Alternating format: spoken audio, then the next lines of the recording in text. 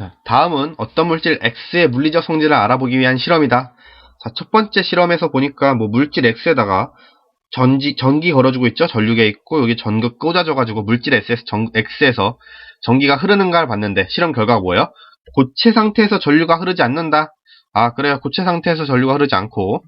자, 두 번째, 어떤 물질, 같은 물질 X의 용융액, 이제 열을 가해서 녹인 형태죠. 지금 토치로 열을 녹이고 있고.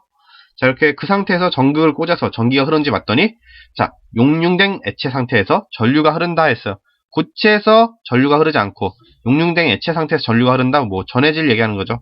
전해질 또는 뭐라고 얘기할 수 있어요? 이온 결합 화합물. 이온 결합 화합물. 그러면은, 자, 다음 중 X에 해당할 수 있는 것, 이온 결합 화합물인 거 골라라 얘기죠. 1번, 흑연. 흑연은 어떻게 됩니까? 흑연은, 자, 원자결정이죠. 원자결정. 뭐, 결합으로 얘기하면 무슨 결합 화합물? 또는 공유 결합 화합물, 이렇게 얘기를 할 수 있겠고요. 구리는 누가 봐도 금속이죠. 금속 결합 화합물. 3번, 염화칼슘이면 우리 CaCl2가 되죠. 그래서 Ca, 금속에 비금속이 붙어있는 형태니까 얘는 뭐다? 이온 결합 화합물이다 라고 우리가 알 수 있겠네요. 그런 다음 네 번째, 다이아몬드 역시 뭐예요? 원자결정이죠. 원자결정이면서 공유결합 화합물 맞죠? 드라이아이스라고 하면 우리 뭐예요? 어떤 걸 드라이아이스 그래요? CO2 이산화탄소를 고체 상태, 솔리드 상태로 존재할 때 우리 드라이아이스라고 부르죠. 이 드라이아이스 CO2는 뭐에 해당해요? 분자 결정에 해당한다. 또는 뭐 공유결합 화합물에 해당한다. 이렇게 보면 되겠죠. 그래서 다음 중 X에 해당하는 이온 결합 화합물에 해당하는 것, 네, 3번 CaCl2 염화칼슘밖에 없네요. 자, 염화칼슘 우리 분자 이제 이런 거 화학식 쓸 때도 간단하죠. Ca는 2족 원소니까 플러스 2가로 이온화하죠. 그리고 염화이온은 Cl 마이너스 1가니까 얘네들의 숫자를 맞춰주기 위해서 Ca에 염소를 2개씩 붙여준다. 그래서 CaCl2가 되는 겁니다. 자, 다음 넘어가서, 자, 이번에는 표는 동소체 가나다의 구조와 공유결합 길이를 나타낸 것이다. 나와 있고요. 자, 이에 대한 설명을 옳지 않은 것은 했어요. 자, 가는 탄소 동소체니까 가의 형태만 봐도 우리 이제 뭔지 알아야겠죠? 다이아몬드죠, 다이아몬드. 그리고 나는 층간 구조 가지고 있는 걸 봐서 얘는 뭐다? 증상 구조 가지고 있으니까 얘는 흑연일 것이다. 라는 거 알 수 있고요. 다는 공 모양이니까 플로렌이다. 자, 그 다음에 공유결합의 길이를 보니까 얘는 0.154 나노미터, 얘는 0.142 나노미터, 얘는 0.138과 0.145가 이제 같이 존재하는 그런 상황인 걸 우리가 볼 수가 있네요. 자, 가나다에 대한 설명은 옳지 않은 것은 1번, 밀도는 가가 나보다 크다. 다이아몬드가 흑연보다 크다라고 했어요. 자, 밀도 같은 경우는 뭐 우리가 따지면 뭐 부피분의 질량을 따져야 되는데, 여기서 뭐 우리가 부피를 구해가지고 뭐 질량을 부피로 나누고 뭐 이렇게 할 수는 없잖아요. 이제 쉽게 생각을 해보시면 지금 흑연 같은 경우는 이제 탄소 사이의 공유결합 길이는 더 짧지만 어때요? 층간의 길이, 그러니까 층간의 간격이 어떻게 돼요?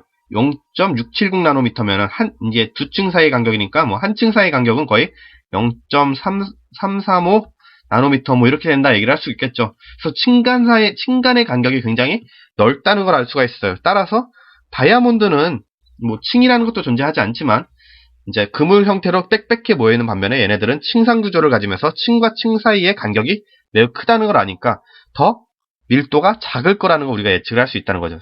그래서 나는 밀도가 작고 가가 나보다는 밀도가 더 크다라고 얘기를 할 수가 있겠네요. 그래서 1번은 맞는 게 되겠습니다.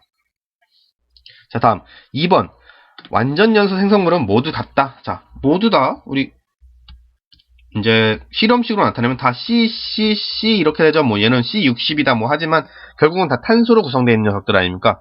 자, 탄소는 완전연소하면 뭐가 나와요? CO2 발생하죠. 그래서 이미 이루어져 있는 성분 자체가 다 같기 때문에 완전연소 생성물은 모두 같다? 맞다가 되겠죠. 자, 3번 전기 전도도는 가가 나보다 크다.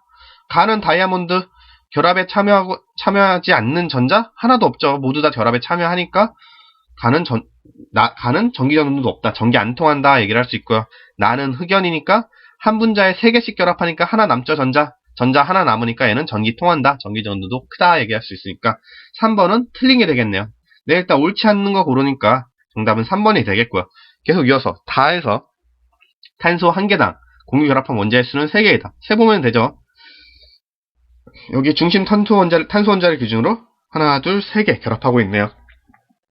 그래서 4번 맞는 게 되겠죠. 5번 탄소와 탄소 사이의 평균 결합 에너지는 다가 가보다 크다. 자, 평균 결합 에너지. 결합 에너지는 뭐냐면은 이제 하고 있는 힘이라고도 얘기할 수 있지만 어떻게 얘기할 수 있냐면 자, 이렇게 결합이 되어 있는 상태에서 결합을 떼는데 필요한 에너지라고 얘기를 할 수 있어요. 그래서 결합을 떼어내는데 필요한 에너지. 결합을 떼어내는데 필요한 에너지다 보니까 어떻게 돼요? 결합을 강하게 하고 있을수록 결합 에너지가 크다 얘기를 할 수 있겠죠.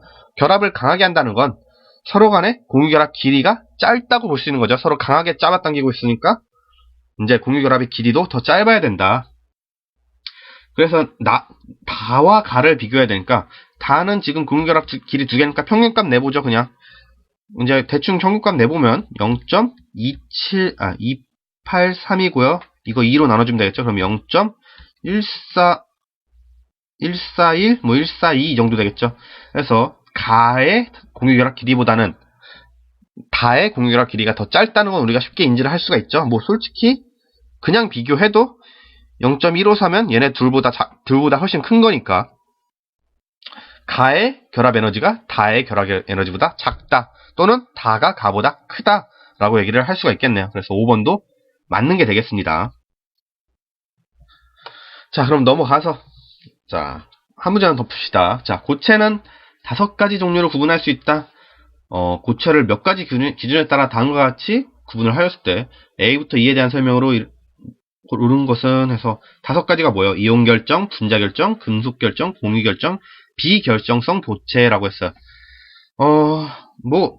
일단 따라가보면 뭐가 나오겠죠. 그래서 첫 번째, 고체의 전기 전도도라고 했어요. 고체에서 전기 어느 게 제일 잘 통하겠어요? 주어진 것 중에. 일단 고체 상태에서 이온결정 전기 안 통해요. 분자결정도 잘 안 통해요. 공유결정도 다 통하는 건 아니라 그랬어요. 하지만 금속결정은 우리 전기 통한다는 걸 우리가 쉽게 알고 있죠. 그래서 A가 금속이게 되겠네요. 금속결정일 거고요. 그 다음에 자, 전기 전도도가 작다 해서 내려왔더니 이번엔 녹는 점으로 구분을 하네요. 그래서 대체로 낮다가 있고 일정하지 않다가 있습니다. 자, 그럼 우리 녹는 점, 끓는 점 얘기할 때 뭐 따진다 그랬어요? 원, 이, 금, 분 했어요. 그래서 분자 결정이 녹는 점이 제일 낮다라고 얘기를 많이 했어요. 따라서 대체로 낮다가 뭐가 되겠어요? 분자 결정이 되겠고요. 자, 일정하지 않는다는 건 뭐예요? 쉽게 말하면은 이제 녹는 점이니까 고체의 분자 배열이라든지 또는 결합이라든지 이런 것들이 일정하지가 않을 때 녹는 점 자체도 일정하지 않게 되겠죠.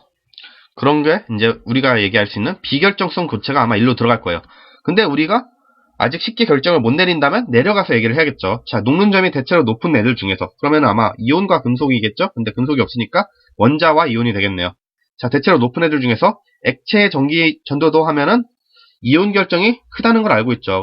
그리고 원자 결정 같은 경우는 이제 액체 상태일 때도 마찬가지로 이제 결합에 참여하지 않는 전자가 거의 없기 때문에 전기 전도도가 작을 것이다 라고 예측을 할 수 있어요. 그래서 작다에 아마 원자 결정이 들어갈 거예요. 그럼 결국 여기가 일정하지 않다에 비결정성 고체가 들어가야 된다. 그렇게 해서 A, B, C, D 우리는 다 나눌 수가 있어요. 이 상태에서 이제 문제를 풀면 되겠죠. 1번 A는 이온 사이의 정전기적 인력에 의해 결합되어 있다. A 금속이니까 이온 사이의 정전기적 인력이면 뭐예요? 이온 결합이겠죠. 그래서 1번은 틀렸다라고 얘기를 할 수 있겠고요.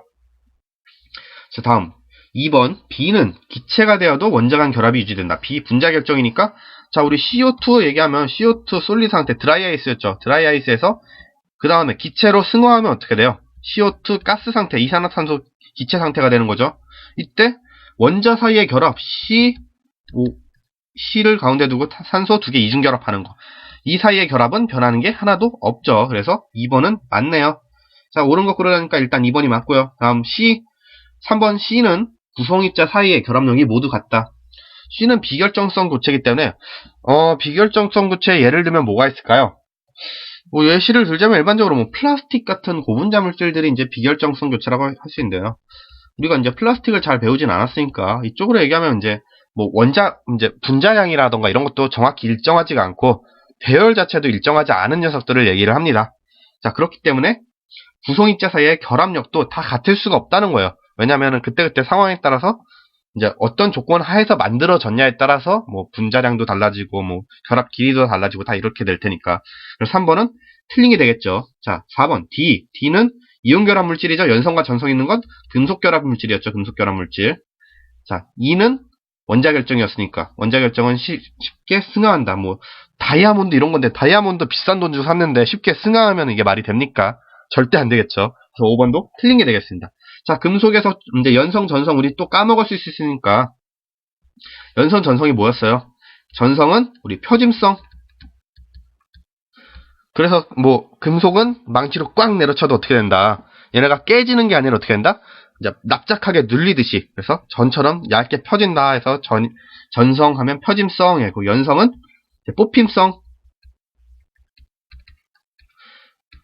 뽑힘성. 이게 실처럼 가느다랗게 뽑히는 성질을 얘기한다라고 이걸 기억해 주시기 바랍니다.